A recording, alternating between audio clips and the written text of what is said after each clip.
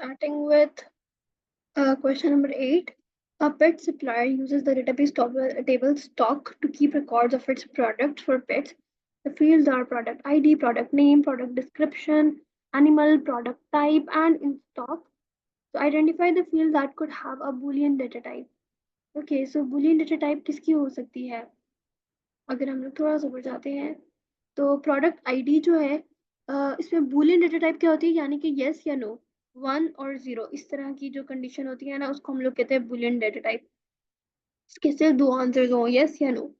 तो जो product ID है इटसेल्फ, तो प्रोडक्ट आईडी जो हमारी है इसके अंदर हमारे पास नंबर इंटीजर्स स्टोर होंगे। प्रोडक्ट नेम में हमारे पास स्ट्रिंग स्टोर हो रही है। प्रोडक्ट डिस्क्रिप्शन में भी हमारे पास स्ट्रिंग स्टोर हो रही है। एनिमल ये भी स्ट्रिंग है। ठीक है, प्रोडक्ट टाइप जो है ये भी हमारे पास स्ट्रिंग है। पर अगर हम लोग इन स्टॉक की बात करें तो वहां पे लिखा हुआ है whether the product is in stock और नॉट। ओके, तो ये वेदर वाली बात है, यानी या फिर वन या इन स्टॉक है या फिर इन स्टॉक नहीं है। तो इन स्टॉक जो है वो हमारी एक बुलियन डेटा टाइप आ रही है।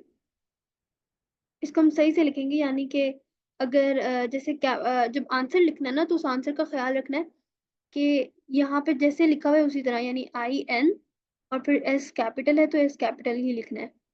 ठीक है, इस तरह से। और सो अगर कोई स्पेस नहीं छोड़ी तो बीच में भी कोई स्पेस नहीं छोड़नी। Identify the field that should be used as the primary key. Primary key ऐसी की होती है जो सारों में यूनिक हो। प्रोडक्ट इन स्टॉक की बात करें तो इन स्टॉक तो या तो वन या जीरो होगा, तो इसके अंदर तो हमारी कोई यूनिकनेस है ही नहीं। इतने ज्यादा नंबर होंगे प्रोडक्ट्स जी, या वो इन स्टॉक होंगे या वो नहीं होंगे। प्रोडक्ट टाइप है तो वो तो टाइप ही एक जनरल कॉमन नाउन आ जाता है, तो ये भी प्राइमरी की नहीं हो सकती। एनिमल्स भी प्राइमरी की नहीं हो सकते। इंफॉर्मेशन भी प्राइमरी की नहीं हो सकती। नेम भी प्राइमरी की नहीं हो सकती। पर प्रोडक्ट आईडी जो है इटसेल्फ, क्योंकि ये आइडेंटिफायर होता है ना, आइडेंटिटी नंबर होता है, इसलिए प्रोडक्ट आईडी जो है वो हमारे पास इसकी ये प्राइमरी की होगी। और जैसे लिखी हुई है उसको वैसे ही लिखना है एज इट इज। कैपिटल जहां पर है वहां कैपिटल, जहां स्मॉल है वहां पे स्मॉल। सही है। अब हम लोग इसको रिमूव करते हैं, थोड़ा सा नीचे चलते हैं ताकि हमें बाकी क्वेश्चन भी नजर आ जाए। इसमें उसने हमने क्या कहा है कि आपने कंप्लीट करना है query by example grid to output the products. अब उसने क्या कहा है इसके अंदर, सबसे पहले हमने क्या करना है, output the products intended for a cat. Okay, तो हमने क्या प्रोडक्ट्स शो करवाने हैं जो कैट को रिप्रेजेंट कर रहे हैं, दैट आर इन स्टॉक, तो वो इन स्टॉक भी होने चाहिए, यानी इन स्टॉक यस होना चाहिए, इन स्टॉक नो नहीं होना चाहिए, इन स्टॉक यस होना चाहिए।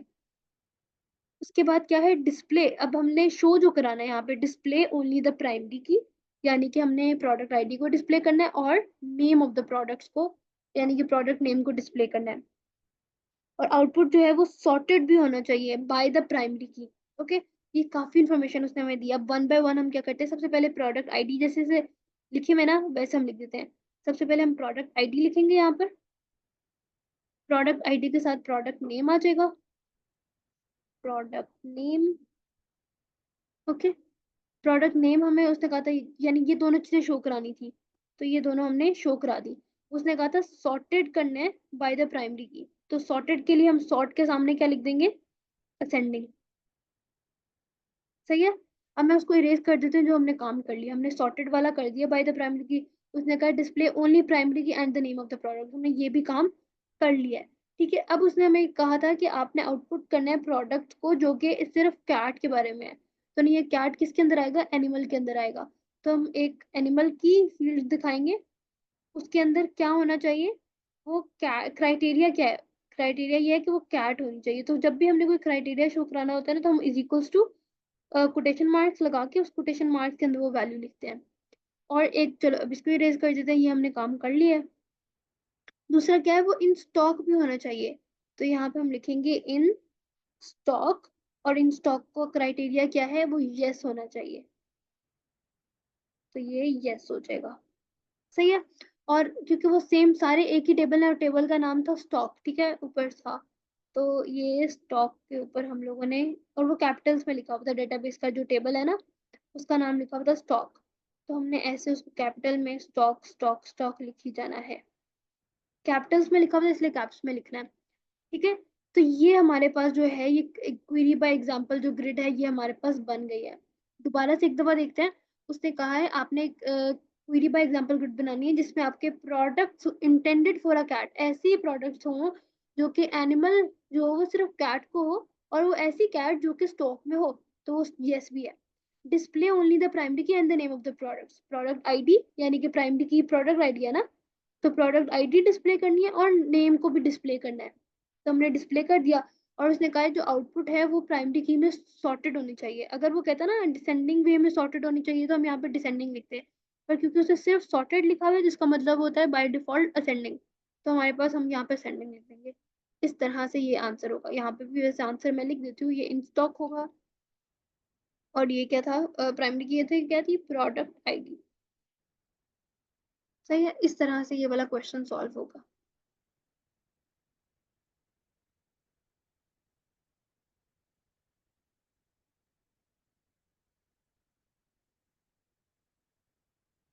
Okay, question number 9। A database table computer is used to keep a record of computers available for sale. The following data is stored for each computer. ये सारा जो है computer एक हमारे पास डेटाबेस टेबल था, उसके अंदर हमारे पास ये सारी इंफॉर्मेशन जो है वो स्टोर्ड है। अब हमारे पास सबसे पहले जो है वो है कैटेगरी। कैटेगरी के अंदर क्या आ रहा है, डेस्कटॉप, लैपटॉप और टैबलेट। वेट के अंदर ये आ रहा है, सारा कुछ उसने हमें ना बताई हुई है उसकी कैलो डेटा टाइप्स।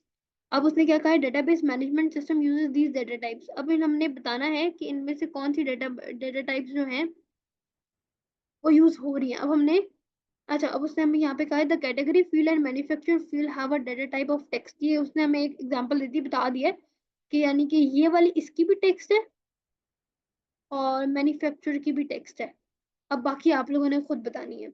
अब वेट डेटा टाइप जो है वो वेट इन किलोग्राम्स, जब किलोग्राम्स में एक नंबर है, ठीक है, नंबर है, नंबर को कंपैरिजन किया जाता है, ये नंबर को ऑपरेशंस में यूज किया जाता है। अगर कोई नंबर होता है हमें पता चलता है ये 27 kg का है, और हमें पता चलता है अच्छा ये 30 kg का है, तो कितना फर्क हुआ इनमें, अच्छा 30 - 27, इन दोनों में जो डिफरेंस है वो 3 kg का है। तो हमने एक किस्म का कोई ऑपरेशन, कोई कंपैरिजन कुछ किया है, हमने कुछ बताया है, तो इसलिए हमें इसको नंबर डेटा टाइप रखनी पड़ेगी। तो इसकी डेटा टाइप क्या होगी, नंबर।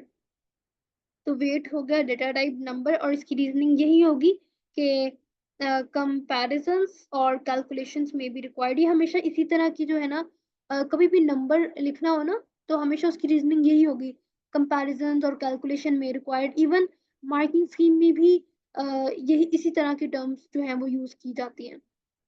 प्राइस डेटा टाइप जो है, प्राइस डेटा टाइप करेंसी में आएगी क्योंकि ऑब्वियसली वो है ही करेंसी।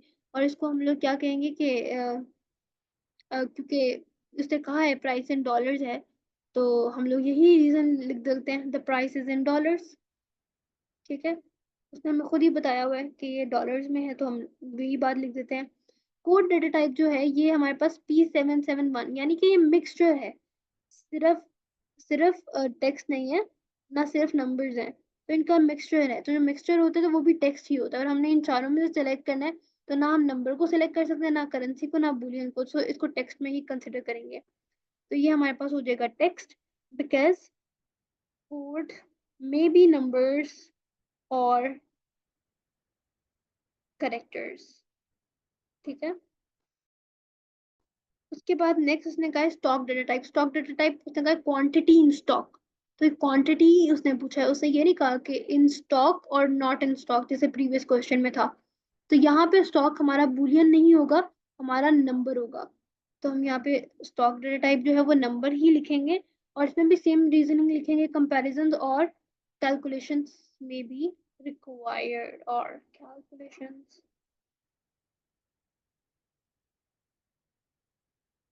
में भी रिक्वायर्ड। ठीक है, तो ये ए पार्ट जो है ये इस तरह से उसका सॉल्व हो जाएगा।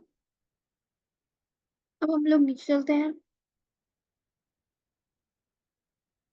अब इस क्वेरी बाय एग्जांपल ग्रिड के अंदर उसने हमसे कहा है कि हमने क्या करना है, हमने डिस्प्ले ओनली द कैटेगरी, सिर्फ कैटेगरी को डिस्प्ले करना है, मैन्युफैक्चरर को डिस्प्ले करना है, प्राइस को डिस्प्ले करना है, कोड को डिस्प्ले करना है। इन चारों को डिस्प्ले करना है, कम किसके साथ, और मतलब कंडीशन या क्राइटेरिया क्या है, with weight of less than 2.5 kilogram. यानी कि ऐसी हमने ऐसी उस कंप्यूटर की ऐसी सारी इंफॉर्मेशन हम लोगों ने दिखानी है जिसका वेट जो है 2.5 किलोग्राम से कम हो। बस ये कंडीशन है और बाकी सारा कुछ तो वही है। और अगर हम लोग नोटिस करें ऊपर, सारे हमारे पास जो जितने भी नेम्स हैं वो सारे कैपिटल में लिखे हुए, तो हम सिर्फ सिंपली कैपिटल में उनका नाम लिख देंगे। और कंप्यूटर टेबल भी जो है, ये आगे कर।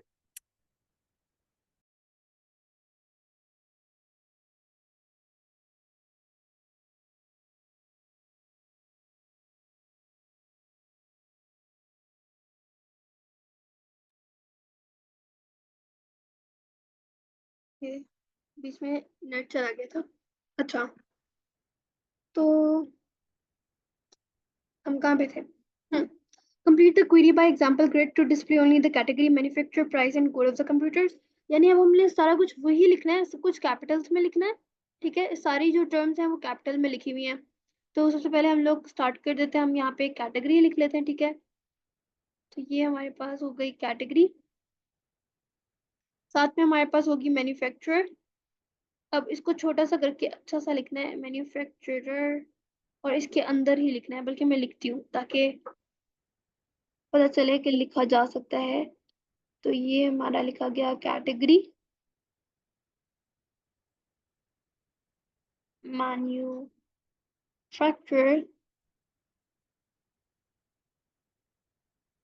ओके, और उसके बाद फिर है हमारे पास प्राइस।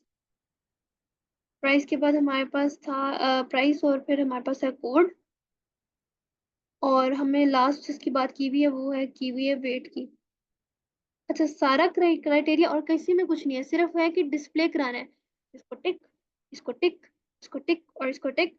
और इसको वेट को उसने हमें ये नहीं कहा कि डिस्प्ले कराना है, उसने कहा and code of the computers को डिस्प्ले कराना है। तो वेट को हमने डिस्प्ले नहीं कराना, बस उसका क्राइटेरिया ये है कि वो लेस देन 2.5 केजीज होना चाहिए। तो वो हमने लिख दिया। और बाकी टेबल का नाम हमेशा लिखना है कंप्यूटर, वो एज इट इज लिखी जाना है, computer, computer, computer, computer. Okay, इस तरह से जो है वो सारा कुछ लिख देना है। तो ये सबसे पहले अगर कोशिश करना, टेबल जो है वो वाली रो सबसे पहले लिख लो, ताकि क्योंकि कंप्यूटर ये वाला जो टेबल होता है ना, टेबल का नाम लिखना है सबसे ज्यादा आसान है। पर इस चीज का भी ख्याल रखना है कि अक्सर जैसे हमने प्रीवियस टेबल में देखा था कि हमारी जो लास्ट रो थी वो यूज नहीं आ रही थी, यानी कि ये वाली रो हम लोग यूज नहीं कर रहे थे, आखिरी वाली। तो अगर कोई ऐसा केस हो जाए,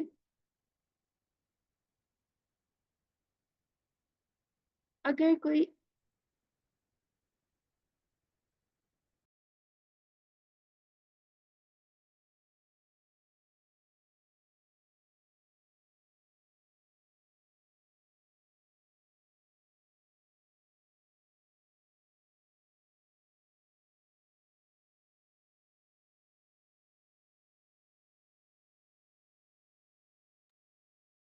Alright, so where were we? So we were, I actually wrote everything over here. So अगर for example हमारे पास मैं कह रही थी कि सबसे पहले जो यहाँ पे टेबल का नाम है ना वो सबसे पहले लिख लेना है। पर इस चीज़ का ख्याल रखना है कि ये ना हो कि अगर जैसे हमारी ये वाली भी हमारी यूसेज में आई थी, पर ये वाली रो जो है या ये वाला कॉलम हमारे यूसेज में नहीं है और इधर ऑलरेडी पहले से टेबल लिख दिया, तो ये चीज़ गलत हो जाएगी। इस तरह से नहीं करना। बस इस चीज़ का ख्याल रखना है कि वो सारे कॉलम्स को यूज किया हो, और फिर एंड पे यहाँ पे टेबल जो है बाद में लिख लेना। ठीक है, टेबल, इस टेबल का ख्याल जरूर रखना है, बस ये बात थी मेन। नेक्स्ट क्वेश्चन जो है कि हमारा प्रोबेबली लास्ट क्वेश्चन भी है, क्वेश्चन नंबर 10। ठीक है, locator for a web page into their tablet computer, state what is meant by URL. URL is nothing but a uniform, ये तो उसने हमें ऑलरेडी बता भी दिया है। तो करते हैं, जब भी हम लोगों ने कोई एक वेबसाइट को रीच करना होता है या उसके उसकी एक्सेस लेनी होती है, तो ये एक एड्रेस होता है, उसका लोकेट करने का एड्रेस होता है। तो it is an address, it is an address for accessing any website or web page। ठीक है, identify two different parts of URL. कोई भी यूआरएल अगर हम लोग लेते हैं तो यूआरएल इस तरह से होगा, जैसे www.google.com। तो इस www.google.com में हमारे पास अगर हम देखें तो ये एक हमारा अलग है। और हम लोग मतलब अगर यहाँ पे पहले स्टार्टिंग में HTTPS भी होता है ना, ठीक है, तो ये हम लोग अलग ले लेते हैं। और HTTP जो है ये प्रोटोकॉल होता है, इतना हमारे पास प्रोटोकॉल होता है। और ये हमारे पास जो google.com है ये उसका एक डोमेन नेम होता है, तो हम इसको प्रोटोकॉल और डोमेन नेम के अंदर उसको डिवाइड कर सकते हैं। The student enters the URL into a piece of software that then displays the web page. Identify the name of this software. ऐसा ऐसा सॉफ्टवेयर जो वेब पेज को डिस्प्ले कराता है। अगर मैंने ये वेबसाइट खोली है या मैंने ये PDF खोला है, किसने खोल के दिया हुआ है बेसिकली? किसने? फायरफॉक्स ने। फायरफॉक्स क्या है? ब्राउजर का नाम है। तो कोई भी वेब ब्राउजर जो है वो वेबसाइट्स को डिस्प्ले कराता है, सिंपली।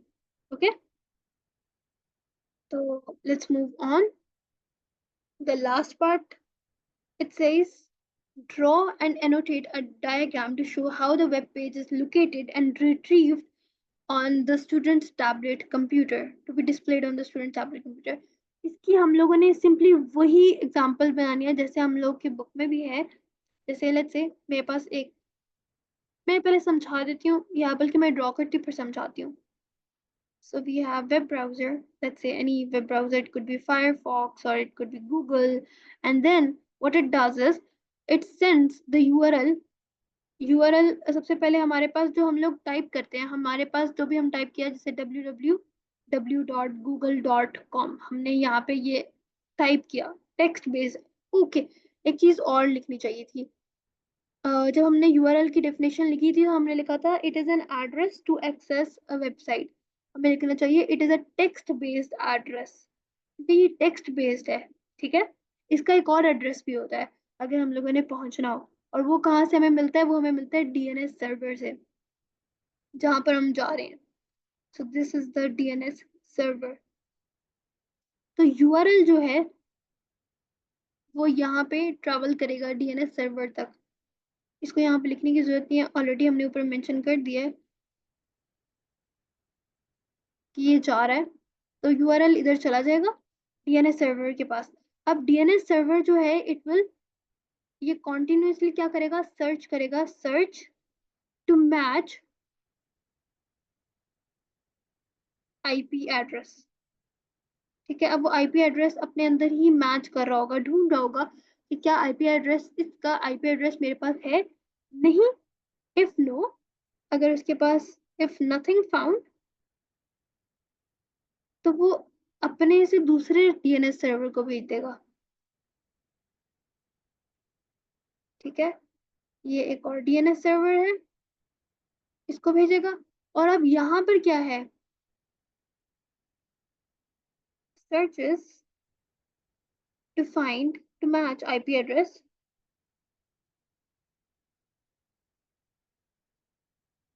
लेट्स से उसको मिल गया है, इफ फाउंड, उसको मिल गया, फाउंड हो गया। ठीक है, और उसके पास आ गया 8.8.8.8। ये गूगल का IP एड्रेस है। ठीक है, if you want to remember it you can. तो हम यहाँ पर क्या कहेंगे? दोबारा से अब वेब ब्राउजर के पास जो है वो IP एड्रेस रिसीव हो गया। ठीक है, अब उसके पास IP एड्रेस रिसीव हो गया। अब वेब ब्राउजर जो है वो जो है दोबारा से जो यूजर होगा, बल्कि जो वेब सर्वर होगा उसके साथ डायरेक्ट कांटेक्ट करेगा ना, वेब सर्वर। तो एक मिनट, इसको थोड़ा सा मैं नीचे करती हूँ।